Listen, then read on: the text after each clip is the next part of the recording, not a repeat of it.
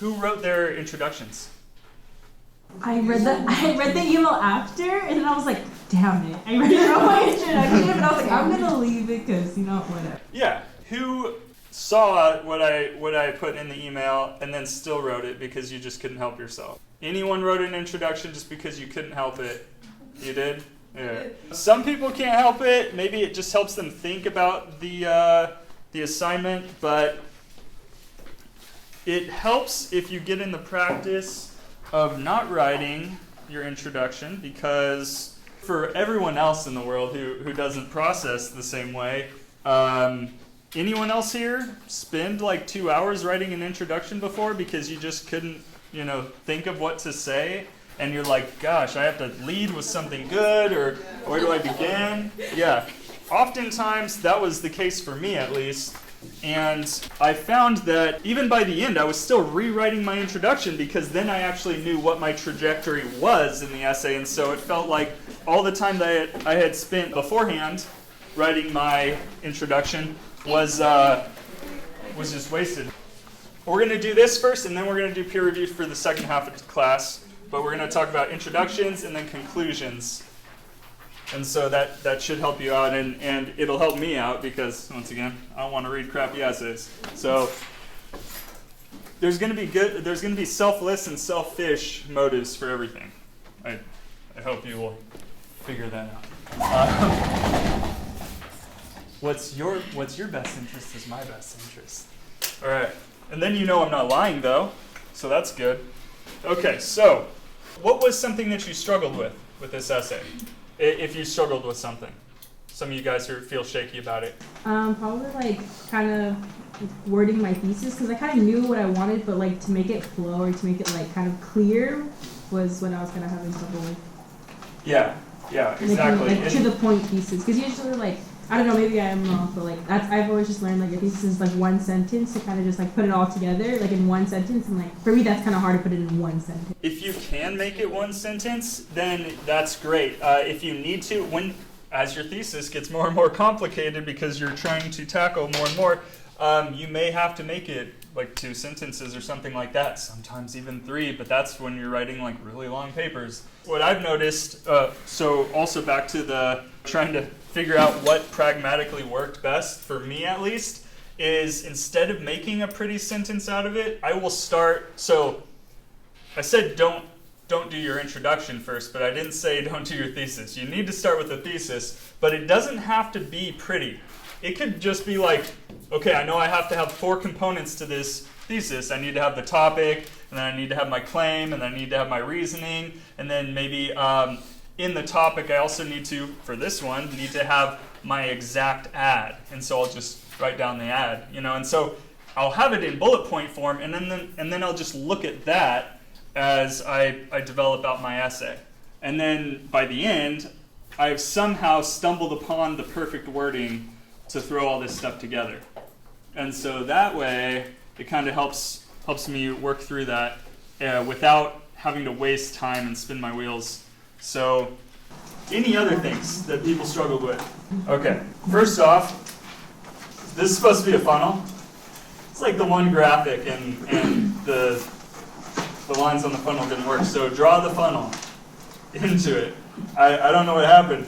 I swear this never happens to me. So let's start this off. An introduction should introduce the topic, indicate how the topic is going to be developed, cause and effect or reasons or whatever. Sometimes if it's a narrative or something like that, you might want to insinuate what's going on there. You might have a framework. And then it needs to contain a thesis statement, and then be inviting and enticing the reader to continue after reading the first sentence. Out of those 4, what do you think is the most important one? Enticing. Thesis. Thesis is always the most important thing. What is the second most important thing? Topic. The topic, yeah, absolutely. And then everything else is stylistic. Yeah? So if you're trying to look for a hook, right, you might find that hook after you've written all your body paragraphs. Maybe there's something in your body paragraphs where you're writing and you're like, you know what, ancient Egyptians are fascinating, like this is too general for something here, but maybe it's something that's general enough to put in your introduction to ease your reader in. Think about your introduction as you haven't written this essay because your professor asked you to.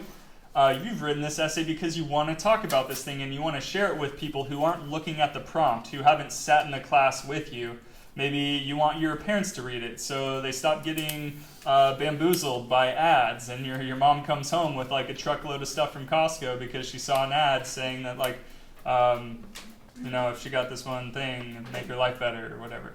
That's a lie. She orders it off of the infomercial.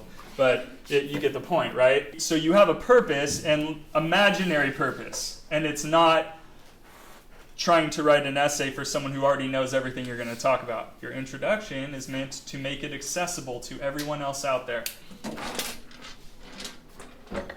So there's a couple tips, and you can look at those later, but the first one we already did, which is don't write it first. So other tips, wait till the end. You might even have just a whole bunch of miscellaneous, more general sentences that you can take as you're writing, cut them and paste them up into the intro section, and then kind of fumble them around, but make them coherent, right? But at least you'll have more to look at. You'll think about it, and then you'll be able to tell what your trajectory is as well, right? Oh, I actually only covered this stuff. So instead of going all the way over here, like when we talked about cell phones, right? Or talking about smartphones, you don't have to go all the way back to the beginning of computers or the beginning of the abacus. You can go and just start with phones once they became smartphones and how that changed things as compared to computers and stuff like that. That's if you're doing historical background. So what we're going to do for this workshop is us right now, we're going to cover this first one, the funnel one, and then you're going to get in groups and you're going to cover all the rest of them, one of the rest of them in a group. Let's start this one. So what I'm going to do is I'm going to read the explanation of it, and then you are going to tell me in the example, I'll read that too, you're going to tell me in the example how this example does that type of introduction. So, funnel type. In this style of introduction, a wide general opening statement gradually becomes narrower, just like a funnel that has a wide opening that narrows to a small spout. In this way, the information is funneled to the thesis statement. In a funnel introduction, the opening statement is general, then supporting statements make less general points and lead to the specific topic that is stated in the thesis statement. And then this is also called general to specific, but then we couldn't have used the funnel that didn't actually print out well, so whatever. This is also the most common type that we use. All right, so now I'm going to read the example and make note of, don't just make something up, make note of what in here goes from general to specific. Few Americans can deny that they spend an unhealthy amount of time on their cell phones. As these devices have become more affordable and user-friendly, their popularity has increased dramatically. Some might argue that their lives have improved because of access to cell phones, but others would likely disagree. It is believed that the teenage demographic has been impacted by this technology the most. Some negative effects associated with increased cell phone use by teenagers are a lack of development of face-to-face social skills, an inability to focus on their studies, and an increased likelihood of getting into trouble. So, how does it do it? It starts talking about like Americans and just like very general, just about how like the popularity and like their lives, and then it starts talking about like it is believed that a teenage demographic, and from there it talks about teenagers. Good. So Americans to teenagers, and then is there anything else that it goes general to specific on? Effects, right? Yeah, they talk about health, but then they go into the specifics, and they have a three-part, right? This is one of those three-part thesis statements. They couldn't help themselves. I didn't write this one, so calm down. Sometimes it's called for. Other times it's just best to go with the reasoning rather than the specific claim itself, so that you don't list. Okay, good job. Now what we're going to do is go. Go there. I know, pick up all your crap and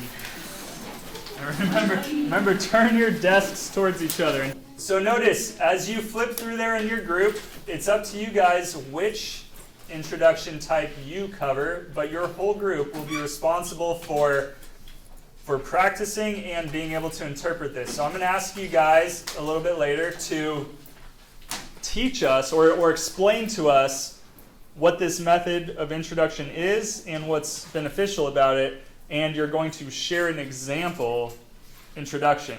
So what's going to happen is you're not all writing one introduction together, you're all writing your own individual introduction, and then if you want to use that, if you like it afterwards, you can use it for your essay. If you don't like it, you can write a different introduction. But you will take the piece of paper that you write this on and you will staple it to the back of your essay. So don't write this in your notebook, write it on a loose leaf piece of paper, and you will get points for it. So you're getting points for doing the thing, but also just know that you really need to do the thing.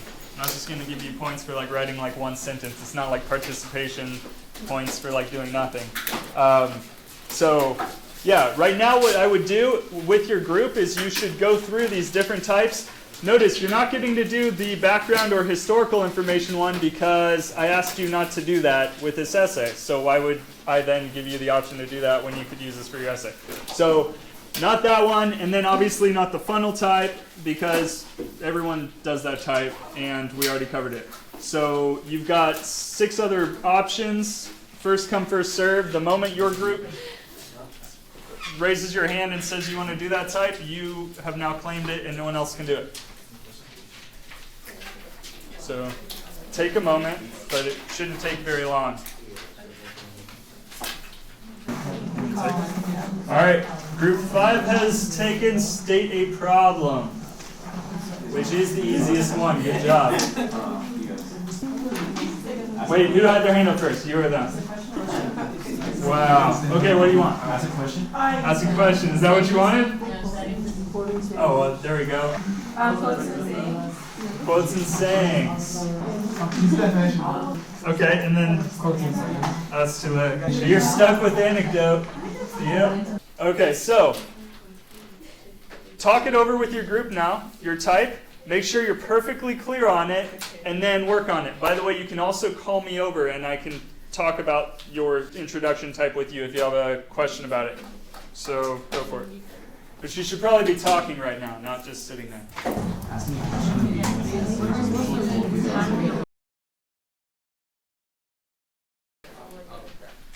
So one thing that might come up that, well, didn't come up yet, which I was expecting it to come up, would be someone thinking this is problematic because how do I do this introduction type without also selling the product in my ad?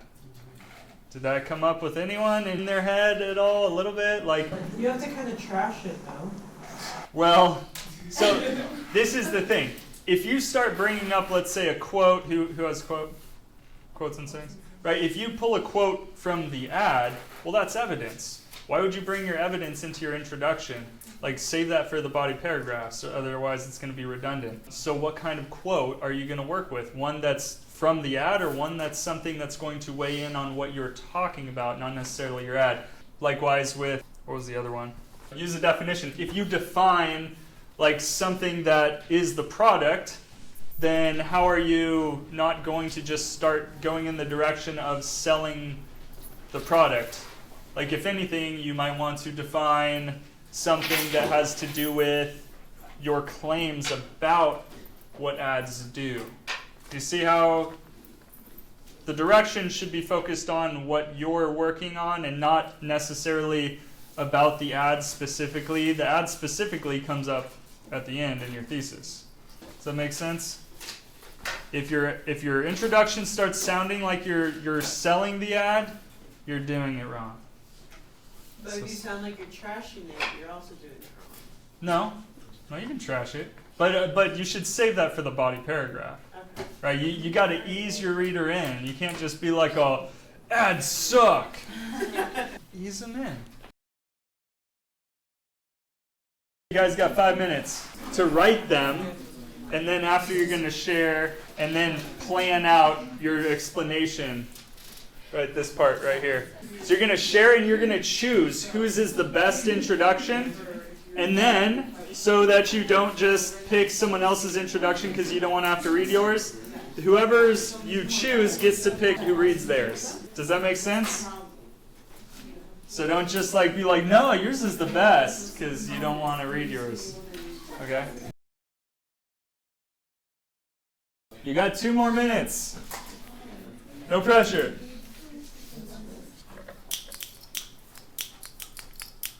Okay, so try and wrap it up and then start talking about your introductions or read them to each other. That way everyone can hear it and you guys can judge which one you should go with.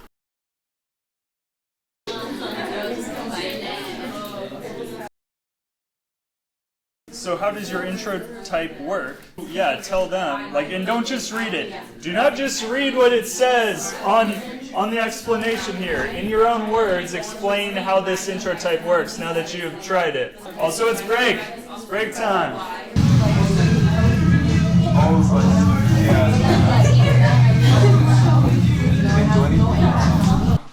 All right. So, you guys ready for this? Yeah, you are. You can do it. Okay, let me explain something really quick. So you're not going to just go into reading your example. You're going to explain the introduction type, what's beneficial, or why it's effective, and then you're going to give an example. You never go over the example first. You lead into it, and then we're like, oh, I get what you mean, or something like that. So also, if you all think your introductions suck, it doesn't matter if the introduction sucks. If it sucks, it gives us something to talk about. And then the introduction you turn in is probably going to be way better anyway. So don't ever think about failure as something bad, especially when you're not getting graded on it yet, right? Once you're graded on the failure, then yeah, that sucks. But you still, what were we talking about? The Kelly Clarkson? How's that go? Yeah, awesome. Good soundbite. Okay, so she knew. Actually, she started tapering the volume right up. She's like, this is gonna be bad, isn't it? All right. I don't see. He's gonna use this. What are you talking about? You got a voice. You're just shy. Who wants to go first? Because otherwise, I'm just gonna go in order. Do you want? Oh, group 3. All right. By the way, as the group goes, you don't talk in your little groups. In fact, that group has now tried this introduction type, so now they have insight that you don't have. So you might want to even take notes on that introduction type as they cover it. This is very helpful because introduction types get played out. So you're going to want to try each of these at different points in your college career. Don't just start with a Gandhi quote. All right. Group 3, which one did you do? Setting the scene. Okay, that's on page 2. All right. What do you got? So setting the scene is basically like what it says. Like, think of the beginning of a play. They kind of have to set the scene, have to let the audience know what time it is, where you're at, what's going on. The background all the time, but not background because that's too historical. In a fluffy, flowery way, you kind of bring in the background. I don't know how to say that. No, I like where you're going with this. This is good. Yeah, good. But yeah, so you kind of just want to paint the picture of what's happening for your audience. Perfect. Okay. Obesity is all around us, starting from toddlers to teens, all the way to the elderly. Americans love food. Why do Americans turn the blind eye to health? With every variety of options to help stimulate weight loss, such as going to the gym, low-calorie diets, dietary supplements, and even surgery, the only thing missing is the motivation. Most Americans are considered to be obese, driving manufacturers to produce rapid and effective weight loss supplements. Okay. Yeah, that totally works. Well, yeah. That's good. Yeah, we just painted the picture of like Mhm. the statistics of like Americans being obese and who is obese, and set then the we scene. stated our. And you even point to motivation, right? That's the one thing that those don't give you. And I don't want to go any further because I don't want to write your essay for you or anything. That's good. It's very useful, right? Painting a picture for someone, people need that. They need to be able to visualize something like that. Great job, guys. Who wants to go next? Anyone? You guys already went. Who wants to go? Yeah, group 2. Which one did you do? Read the definition. Last page. Cool. All right.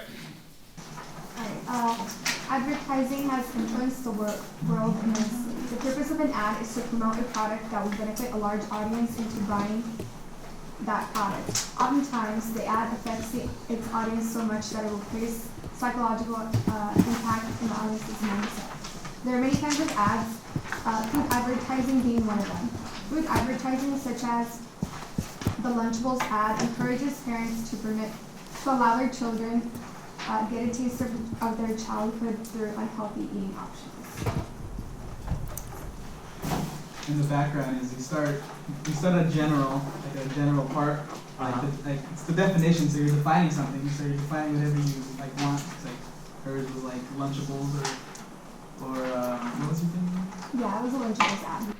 Okay, so it was a Lunchables ad, and you defined what again? I just defined advertising.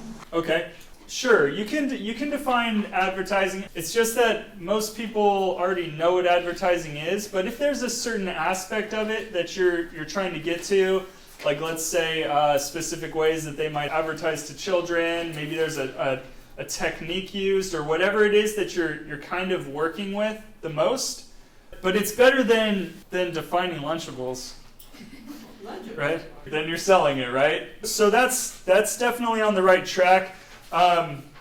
Going with one of the concepts that you're trying to prove probably is the strongest route to go with that. Treadmill of consumption, wants versus needs. You want to define something before you cover it, right? Make sure that you have the same definitions as people. So still, even something about advertising is okay. I think it can work. Who wants to go next? All right. So we did state a problem. So, state of problem is like you create, sorry, can I quote a little bit? Little bit. You kind of create like instant curiosity, so that means you get the reader's attention right away. Most of the time with the first sentence of a really broad statement. And you can use experiences from yourself, or how you relate to the problem, or how it affects the lives of the common people. Mm-hmm. Just like what you're saying. If you're like, so we came out with a new vaccine for bird flu or something, and you're like, okay, whatever. But if you led with, hey, bird flu's going crazy right now, like 9 out of 10 people are getting it. If you led with that, then, by the way, that's not a thing at all right now. I don't know, actually. I have no idea if that's a thing. Like how I check my watch that's not there. If you say, hey, here's a cure, but then someone's like, so? But if you say, hey, you have a disease, here's the cure, they're going to be more likely to be like, oh, that's really important for me to know. I should pay attention. Stating a problem is probably the most common way that you, I guess, what you're doing in the introduction, because most of the time you're complaining about something, right? A bit? Right? No?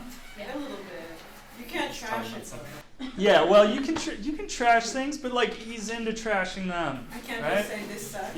It takes finesse to be a good hater, if that makes any sense. We'll look at examples of hating the right way, by the way.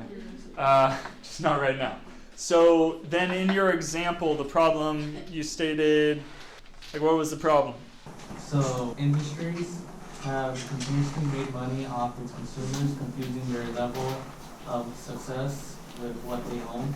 By people making this mistake, they are contributing to the unrealistic expectations of happiness. Advertisements use various marketing strategies and basically logical appeals in order to get the consumer's attention. So it's like industries make money off consumers because they confuse their level of success with what they own. Understand that? Success is what you own. No, Perfect. but that's what they're confusing. Yeah, I know. But that is success. Yeah. Owning this, right? Yeah, sure. Perfect. Who wants to go next? Yeah? Group 4? Yeah. So you guys had Anecdote though, right? Yeah. Ooh, let's hear it. So how an anecdote works is that the writer is a picture into the reader's mind about a personal experience or just an experience in general. And how it's effective is that it gives the reader a different perspective as well as it helps the reader relate to the experience. And using that, they're able to hook them into just being anticipating on what's to come. Nice. Yeah, the relating is super important, right? Everything you're doing. When I said, like at the beginning, imagine it's for someone else, not just me. I already know what you're going to be writing about, but relating it to anyone, right? Getting it so that you can relate it to your mom or relate it to your brother or your homies. Like telling a story will help that. Like someone can be like, "Oh, I've totally had that same thing happen to me," or something like it. And then now they're in the mode of talking about what you're talking about. Cool. What do you have as your example? A couple months ago, my sister bleached her hair blonde. Well, we didn't know that when you have black hair and you go blonde, your hair gets super damaged and it turns to a gum-like substance. We tried all kinds of advertised products which were supposed to improve her hair, and we didn't know if it worked, so we got even more worried. Eventually, we cut her hair into a bob, and now her hair is short and healthy. Although we use these products, which are highly denounced products, the only solution to her problem was cutting it off and letting her hair grow naturally. And then that led to your thesis? That was our thesis, though. That was your thesis? Not the anecdote. Yeah, you were trying to lead to all these products are shit or something. So what I'm trying to get to is it just needs a little bit more to segue it into how ads are trying to sell you a fix or how they do this. It just needs a little bit more to get you to that point, and then you make the claim about this product tries to say it's a fix for dyes or something like that, or it's a dye that doesn't jack things up. All right, but it's on its way. Cool. And then also the hard thing with the anecdotes is finding something that's relatable. Sometimes it can just be a lie, right? It's just like a story it's just some generic story that you're trying to rope your reader in with. The hard thing is make sure that it's not getting too long, because you want to get to the whole point of your essay. So it's hard to tell a story that's that short and yet it somehow gets the reader into it. So that's also the hardest introduction type that we cover. So just want to let you guys know that. So good job. I didn't want to lead with that and then give you guys the excuse to crap out on it. So you guys want to go first? Ours is on the second page. It's ask a question. Okay. Third page. Yeah. Yeah. Well, there's 2 pages, but it's on the third side. That. I put that it's quite tricky to use this type of method because it can make your introduction bias. So To do what? it makes the introduction. It can make the introduction bias. What can? The question. Well, if you ask the wrong question. Exactly. It's all about the right question, man. So yeah, Wait, how is it useful though? How could it be useful? Okay, so you told me how it could be a problem. So it pretty much describes the who, what, when, where, how, or who, what, when, where, why, how. So it makes us more, I guess, curious of what we're trying to say. Could, yeah. Does anyone know what a rhetorical question is? Yes. What is a That rhetorical? does not need to be answered. Yeah, it doesn't really need to be answered, but that's the thing. Like rhetoric or something that's rhetorical is it's not just rhetorical questions. It's the way that you get your reader to pay attention. So you use rhetorical devices all the time in your writing. And a question is no different. It's not something that you're really asking your reader to answer verbally, but it is a way to get them to start thinking and actively engaging in what you're talking about. So when you do that, you're already going to pretty much be answering it, or it's a self-answering question, but it gets the reader to take part. So something like that. You were trying. That's good. All right. What do you got as an example? What was the question again? Was that at the beginning? Yeah.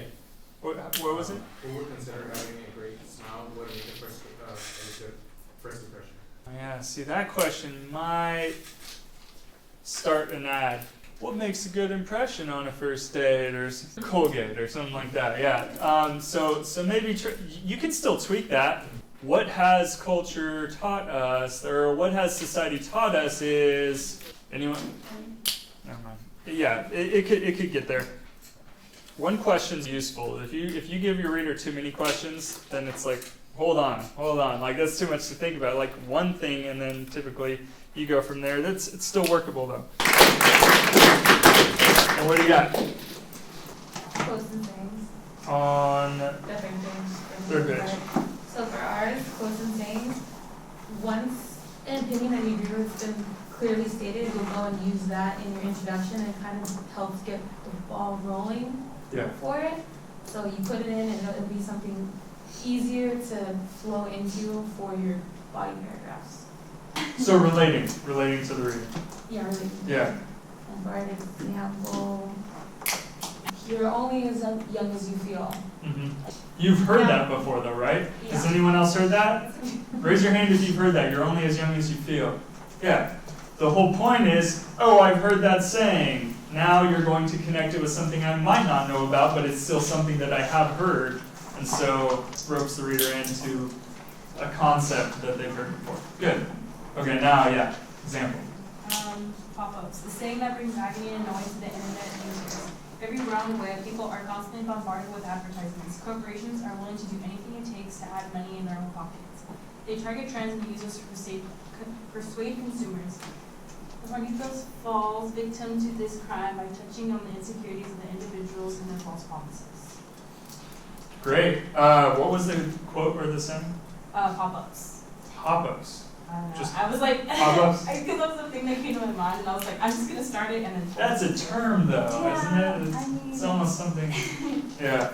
Okay, we're working on it. Yeah, Might be able to Thank think of for something. effort. Yeah, there we go. Trophies all around! Woo! I'm not really bringing you trophies, by the way. So, what you're going to need to do with that is remember to keep these and attach them to your final draft with your rough draft that we're going to do peer review on right now.